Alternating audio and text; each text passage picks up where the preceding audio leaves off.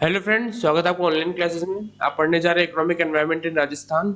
आइए इसके अगले क्वेश्चन पे। अगला क्वेश्चन है, highlight the importance of minimum support price और write a short note on commercialisation of agriculture. देखो, जो बेसिक ओवरव्यू है मिनिमम सपोर्ट प्राइस का वो ये है कि भाई मिनिमम सपोर्ट प्राइस किसके लिए है? फार्मर्स के लिए, जो खेती बाड़ी करते हैं उन लोगों के लिए। उन लोगों के लिए कैसे कि भैया जैसे अब जो फार्मर्स है, जैसे मार्केट में तेजी मंदी होती रहती है, कॉस्ट ऑफ प्रोडक्शन चेंज होता रहता है, क्या बोलते हैं, टेस्ट चेंज होता रहता है। तो जिससे कभी कभी क्या होता है कि जो खेती है वो कभी ज्यादा मतलब प्रोडक्शन जो है खेती बाड़ी का ज्यादा हो जाता है, कभी कम हो जाता है। तो सरकार एक जो है फॉर्म लेके एक मार्केट में कोई मतलब पॉलिसी लेके है कि भैया कस्टमर जो फार्मर्स है, अगर वो कोई प्रोडक्शन बेचेंगे तो मतलब सपोज करो कि वीट पर है, वीट पे 1700 पर क्विंटल है। तो वो सरकार एक पॉलिसी लिया कि भाई 1700 पर क्विंटल से कम जो है फार्मर्स को नहीं मिलेगा। मतलब फार्मर्स के लिए एक ऐसा कि भाई फार्मर्स को कम से कम इतना तो मिलेगा ही मिलेगा जो गवर्नमेंट प्राइस लेकर आएगी। उससे कम फार्मर्स को नहीं मिलेगा जब फार्मर्स अपनी प्रोडक्ट क्रॉप्स को बेचेंगे मार्केट में तब। तो अपन इसके आंसर पे आते हैं। मिनिमम सपोर्ट प्राइस क्या है? मिनिमम सपोर्ट का एक मार्केट की फॉर्म है जो किसने अकॉर्ड लेके आया था, इंटरवेंशन किसने किया था? गवर्नमेंट ऑफ इंडिया ने। टू इंश्योर एग्रीकल्चर प्रोड्यूसर्स की भी, टू इंश्योर करते हुए agriculture produce against any sharp fall in the farm prices. The minimum support price are announced by the government of India at the beginning of sowing season के समय, जब अपन harvest खेती की सिंचाई होती है उस समय सरकार जो है वो प्राइस लेके आती है किसी भी मतलब किसी क्रॉप्स की कुछ सर्टेन क्रॉप्स उनकी प्राइस लेके आती है। ये प्राइस तय करती है फार्मर्स को, अगर को अपनी प्राइस मार्केट में बेचेंगे तो उनको कम से कम इतने रुपए मिलने ही चाहिए for certain crops on the base of किसके रिकमेंडेशन पे? Commission for agriculture cost and prices, इसकी रिकमेंडेशन पे ये सरकार ये रूल लेकर आई। एमएसपी इस प्राइस है जो कि गवर्नमेंट ऑफ इंडिया ने फिक्स किया है अपने प्रोड्यूसर्स को, फार्मर्स को प्रोटेक्ट करने के लिए कि भैया मार्केट में जैसे अचानक से मंदी आ जाती है तो प्रोडक्शन की रेट गिर जाती है तो फार्मर्स को लॉस हो जाता है। तो फार्मर्स को लॉस ना हो, मतलब किसानों को लॉस ना हो, तो वो एक एक फिक्स रेट लेके आ गए कि भैया अगर कितनी भी, चाहे कितनी परेशानी हो, चाहे कैसे ही माहौल हो, अगर मार्केट में आपका प्रोडक्ट, अगर मार्केट में आपकी जो एग्रीकल्चर क्रॉप्स है वो नहीं बेचते, तो हम आपसे इस रेट में खरीद लेंगे। कम से कम 1700 रुपए, 1800 रुपए सरकार कुछ प्राइस लेके आती है कि इस रेट पे हम आपसे खरीद लेंगे। किससे खरीद लेंगे? फार्मर से सरकार खरीद लेगी। The minimum support price are a guarantee price है for their produce from the government. The major objective क्या है? To support farmers को support करना from distress सेल्स में, एंड प्रोड्यूस एंड प्रोक्यूर करना फूड ग्रेन्स को फॉर पब्लिक डिस्ट्रीब्यूशन के लिए। प्रोक्यूर करना मतलब अपने पास फूड ग्रेन्स है, जैसे जो क्या बोलते हैं, अब सरकार के अपने खुद के क्या बोलते हैं, बहुत सारी कंपनियां होती है सरकार की, बहुत सारे ऐसे वेयर हाउसेज होते हैं जहाँ जो भी क्या बोलते हैं एक्सेसिव प्रोडक्शन हो जाता है, तो सरकार अपने पास अपनी ये प्रोडक्शन रख लेती है। फार्मर को बोलती है भैया इस रेट से कम हम आपको, इस रेट से ज्यादा हम आपको नहीं ले लेंगे, लेकिन इस रेट से कम नहीं लेंगे। इन case the market price of the commodity falls below the announced, ये बोला अगर मार्केट प्राइस किसी भी कमोडिटी की मार्केट प्राइस कम है अनाउंस्ड मिनिमम प्राइस से due to bumper productions and glut in the market, the government agency purchase करती है एंटायर क्वांटिटी परचेस कर ली थी जो भी उन्होंने फार्मर्स को ऑफर किया था अनाउंस्ड मिनिमम प्राइस में। अब जो ये जो मैंने आपको अभी जो बोल रहा था वही चीज, ये लाइन इसमें आ गई इन केस में, कि यहाँ से यहाँ तक इंपॉर्टेंट है। देखो इन केस अगर जैसे सपोज करो किसी भी कॉमोडिटी, कोई भी दाल चावल गेहूं चीनी, किसी भी कॉमोडिटी की प्राइस सपोज करो 180 रुपए, जो गवर्नमेंट बोली कि भाई 180 रुपए कम से कम इसका प्राइस रहेगा फार्मर्स को, इसकी जो 180 रुपए ना, इस पे फार्मर्स को ये प्राइस रहेगा। अगर मार्केट में सपोज करो कि मार्केट में प्राइस होती है क्या बोलते हैं 150 130, तो अब सरकार बोली भैया सर फार्मर्स को इतना तो मिलेगा मिलेगा, तो सरकार क्या करती है, अपना खुद ही सरकार खरीद लेती है एंटायर क्वांटिटी जो कि उन्होंने मिनिमम प्राइस में ऑफर किया था। क्योंकि अगर फार्मर्स अब अपन कोई चीज बेचते हैं तो 150 में बेचेंगे तो फायदा होगा, या 180 में, ऑफ कोर्स 180 में फायदा होगा। तो क्या बोले, in case the market price of the commodity अगर फॉल्स होती है below the announced minimum price में ड्यू टू बम्पर प्रोडक्शन की वजह से and the glut in the market में, तो गवर्नमेंट जो एजेंसियां हैं वो परचेस कर लेगी। ये गवर्नमेंट की एजेंसियां ही है, गवर्नमेंट की एजेंसियां परचेस कर लेगी सारे क्वांटिटी जो कि ऑफर किया था फार्मर को कि भाई हम आपको इतना मिनिमम प्राइस में। जो हिस्टोरिकल पर्सपेक्टिव क्या है एमएसपी का, the price support policy of the government is directed provide, देखो जो प्राइस सपोर्ट पॉलिसी है ना गवर्नमेंट के, वो एक तरह से इंश्योरेंस करवाती है एग्रीकल्चर प्रोड्यूसर्स को अगेंस्ट कोई sharp falls in the price farm prices में। द मिनिमम गारंटेड प्राइसेस जो है फिक्स कौन करती है? गवर्नमेंट फिक्स करती है। To set a floor below which market price cannot fall. Till the mid 1970s government ने अनाउंस किए थे दो तरह के एडमिनिस्ट्रेटिव प्राइसेस, एक तो minimum support price and second है प्रोक्योरमेंट प्राइसेस।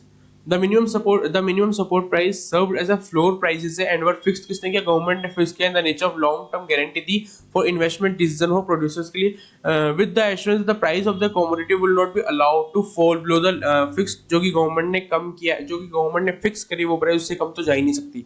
अब उससे ज्यादा पे भी चल जाए कि उससे ज्यादा फार्मर्स को, जैसे गवर्नमेंट ने कहा 180, लेकिन मार्केट में हो रही है उसके 200 रुपए की रेट, तो सर फार्मर्स को 200 मिल जाएंगे लेकिन 180 से कम नहीं मिलेंगे फार्मर्स को। Even in the case of bumper crop, procurement prices are the price of Kharif or Rabi cereals at which the grain was to be domestically procured by the public agency जैसे FCI Food Corporation of India to release through public distribution system में release करी थी। It was announced soon after harvest के बाद, जब harvest की जो सिंचाई के बाद ही ये होता है। नॉर्मली प्रोक्यूरमेंट प्राइसेस वो ये बोला, जो प्रोक्यूरमेंट प्राइस होती है ना वो कम होती है ओपन मार्केट प्राइस से और हायर होती है मिनिमम सपोर्ट प्राइस से। This policy this policy of two official prices है being जो announced continue with the some variations up to 1973 1974 में। In the case of paddy case में, in the case of wheat it was discontinued with the 1910 में and revived हुआ था 1974-75 में for 1 year only। Since there were too many demands for starting up of minimum support price का in 1975-76 the present system was evolved in which only one set of policies announced की थी for paddy के लिए and other kharif crop and wheat being produced for perfect stock operations में।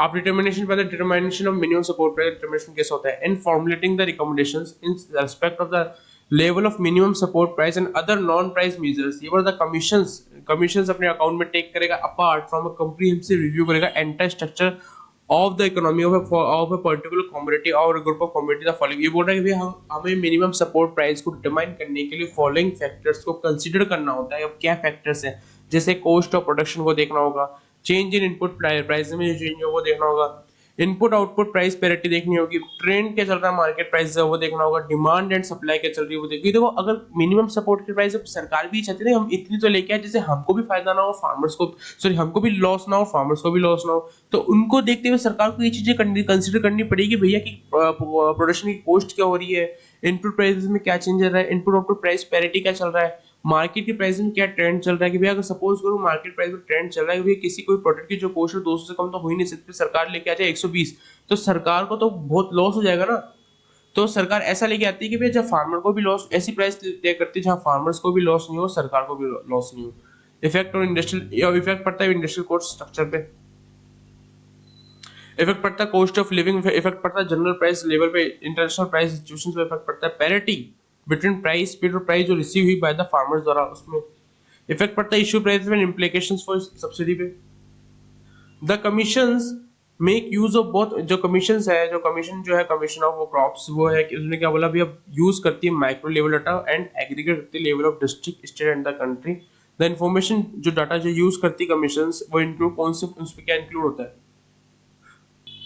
अब आते हैं cost of cultivation per hectare and structure of cost in various seasons of the country and changes therein। cost of production देखा पर quintal की in various seasons में of the country के जो भी changes होते हैं देखना, price of the various inputs and जो change होते हैं देखना, market price of the products, price of the commodity जो sold करते हैं farmer and of those purchased by them and changes, supply related information जैसे area, yield and productions, import, export and domestic availability and stocks with the government agencies or industry, demand related information, total and per capita consumptions, trends and capacity of the processing industries, prices in the international market and changes, demand and supply situation in the whole market, prices of the derivative of the farm's products such as sugar, jaggery and jute products and edible and non-edibles, oils and cotton yarn and changes. The increase in minimum support price for kharif crop is in line with the union budget 2018-19 announced किया था for fixing the minimum support price at a level at least 1.5 of the all India weighted average cost of productions। aim किया था reasonably fair remuneration हो किसका, farmers का। और बात करते हैं प्राइसिंग पॉलिसी क्या है शुगर केन की। बोला था pricing of sugar cane is govern, किसने गवर्न की थी, statutory provisions of the sugar cane control order 1966 में इशू हुआ था under the essential commodity act के अंदर 1955। प्रायर टू 2019 9-10 से पहले sugar seasons the central government first fix the statutory minimum price fix करती फॉर ऑफ शुगर केन के लिए एंड फार्मर्स वर एंटाइटल्ड, जो है फार्मर जो है शेयर प्रॉफिट शेयर करते थे शुगर मिल्स पर 50-50 के बेसिस पे। At as the sharing of profits remain virtually implemented the order 1966 was amended in October 2009 and the concept of SMP was replaced किया था by the fair and remunerative price of sugarcane की. A new clause reasonable margins for growers of sugarcane on account of risk and profit के profit पे was insert हुआ as an additional factor था working out FRP and this made was effective from the 2009 से sugar season में. According to the CACP is required to pay due regard as the statutory factors जो listed हुआ था control order which are जैसे cost of production क्या रहेगी sugar cane, the return of the growers क्या रहेगा, alternative crops and the general trend क्या रहेगा prices का for agriculture commodities में, price क्या रहेगी sugar की, recovery rate क्या रहेगी sugar की from sugar cane से, the realization में कैसे होगा from sale by product जैसे molasses, bagaces and press mode or their inputted values, reasonable margins for growers of sugarcane on account of risk and profits जो कि insert हुआ था. State also announce करता है प्राइस जिसे अपन क्या बोलते हैं स्टेट एडवाइजरी प्राइस जो कि यूजुअली हायर होती है एसएमएफपी से. क्रॉप्स कवर्ड पे आते हैं. देखो गवर्नमेंट ने अनाउंस की minimum support price for 22 mandated crops में and fair and remunerative prices की फॉर सुगरकेन के लिए. जो मैंडेटेड क्रॉप्स है उसमें 14 क्रॉप्स तो खरीफ सीजन की है, 6 rabi crops and 2 other commercial crops हैं. In addition, the minimum support price of Toria and Dick Husted account जो कि fix on the basis of minimum support price of mustard and copra के basis पे. The list क्या है crop से जो clears थे जो अनाज थे उनके थे पैडी, वीट, बार्ले, जोवर, बाजरा, मेज and ragi.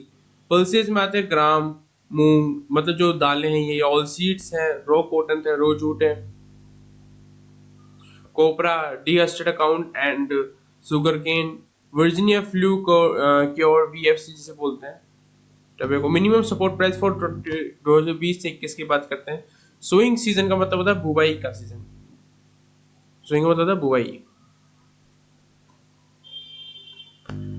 In India of crop जो कि चेंज होती रहती है from state to states and the harvest होती रहती है. क्रॉप डिपेंड करती है उनकी वैरायटी पे. Thus the harvested crops sown in खरीफ में reach in the market even before अक्टूबर से पहले. Minimum support price for kharif crop 2020 की एप्लीकेबल हुई थी 1 सितंबर 2020 में. अब जैसे ये कमोडिटीज है, कौन कौन सी क्रॉप्स है, ये वेराइटीज है एंड ये मिनिमम सपोर्ट प्राइस 2019-20 का पर क्विंटल पे रुपए पर क्विंटल पे, ये 2020-21 का रुपए पर क्विंटल पे. अब कितना इंक्रीज हुआ कितना डिक्रीज हुआ पर क्विंटल पे ये अपन को देखना है डायग्राम पे.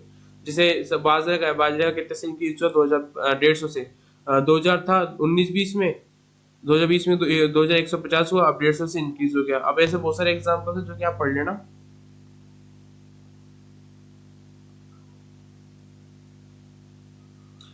तो बात करते हैं अपन commercialisation of agriculture in India. तो बात करते हैं commercialisation of agriculture in India. Till the end of the first half of the 19th century, the Indian village was essentially self-sufficient. It has hardly any contact with the world outside except for the occasional visit of the grain or cloth merchant who carried the surplus of one village to make the goods or the deficiency of another. In such a village, production was dictated by the self-sufficient character पे था. जब खुद ही सिंचाई करते थे, खुद ही सारा काम था.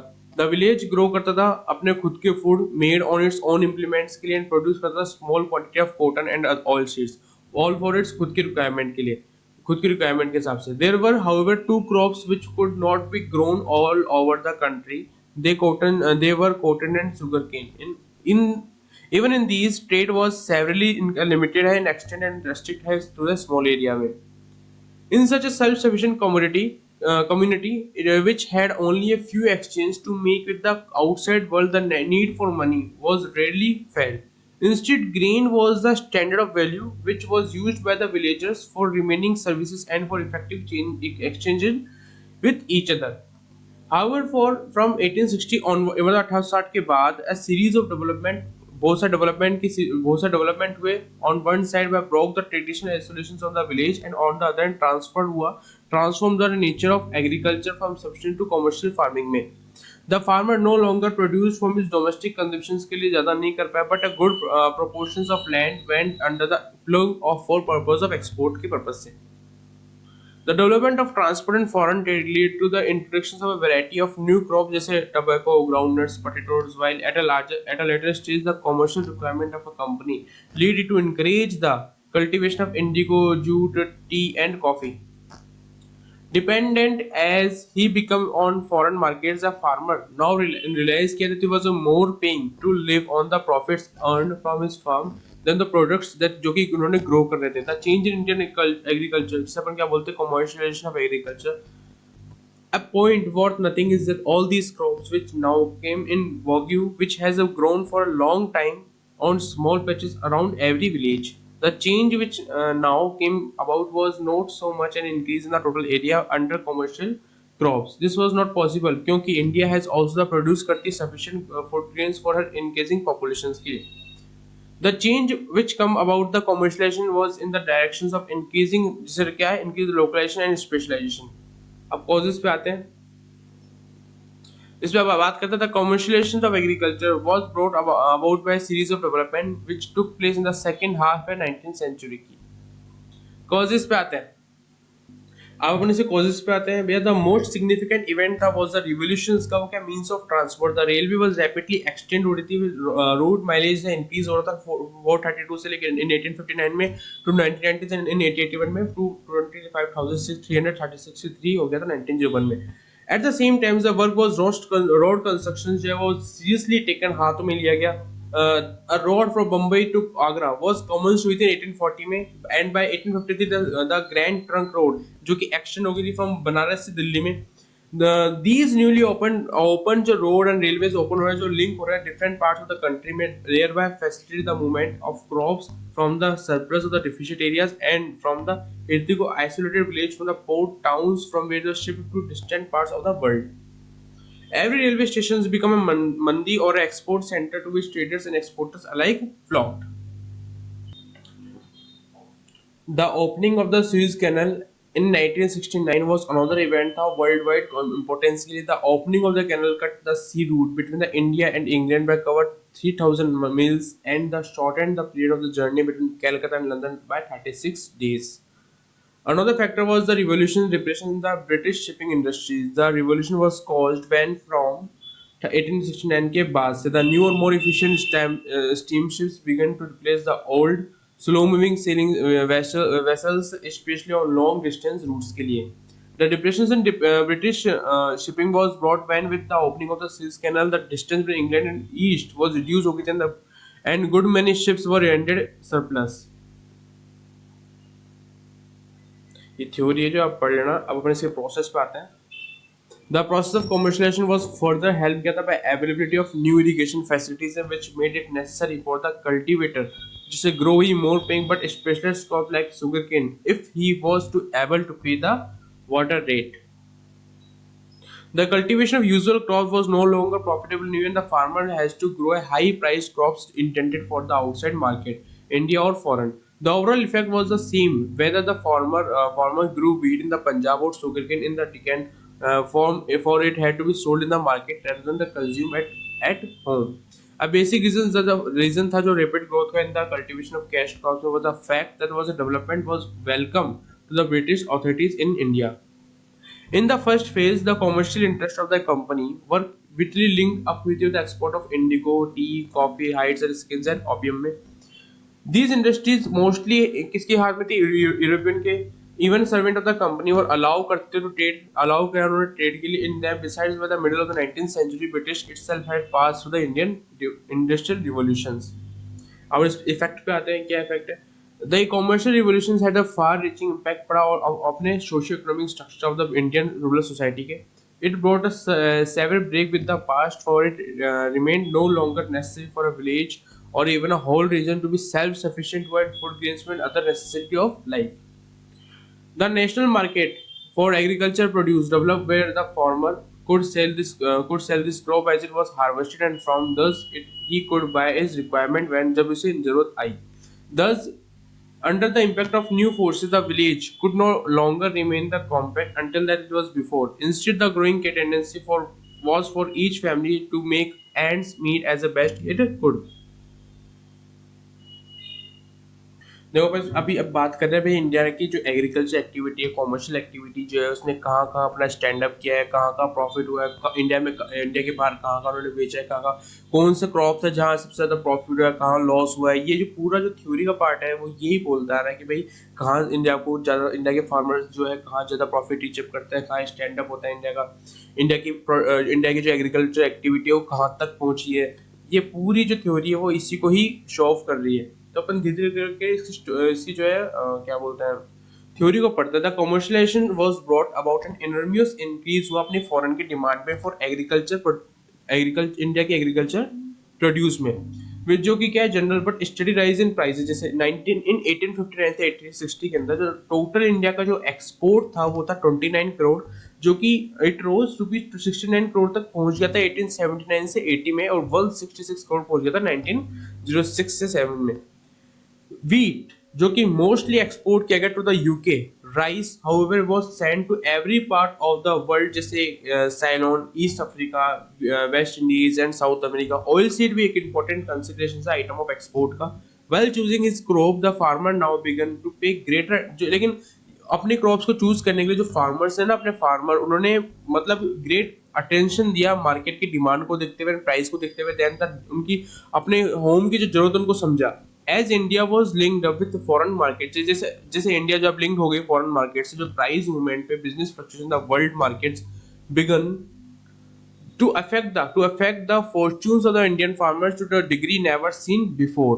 Thus, the same railroads which carried away the commercial crops from the village brought back machine-made products. जिससे commercial की जो activity of machine-made हो चुकी है.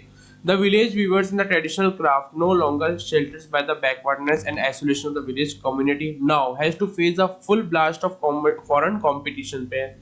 Many disappeared, but more declined. The union of agriculture and hand industry, which had so far been the basis of village life, was disrupted. As a consequence, millions of workers uprooted from their traditional occupations were forced to find other ways, चाहते थे to जिसे gain हो livelihood में, और to supplement हो their earnings में.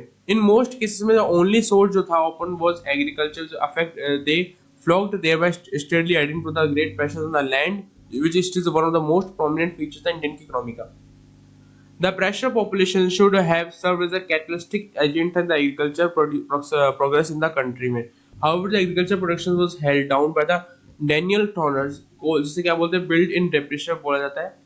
The new land system which was British has erected in the country between 1793 से लेकर 1850 तक enabled the landholders to take a more than substantial shares of the produce of the soil. अब आते हैं to add one habit of the farmers change. One habit जो कि farmer की change होगी इन द पास्ट। पहले village population जो है डेवलप करती थी अपने हैबिट को, वो स्टोर करती थी फूड ग्रेन्स को, जिससे एबल करे वो इस स्थिति में रहे स्टोरेज हो, तो अपने स्टोरेज के समय जब कम प्रोडक्शन होता था उसके समय वो स्टोरेज कर सके। The commercial revolution destroyed in all for the farmers now began to sell कर दी प्रोड्यूस इमीडिएटली हार्वेस्ट के समय।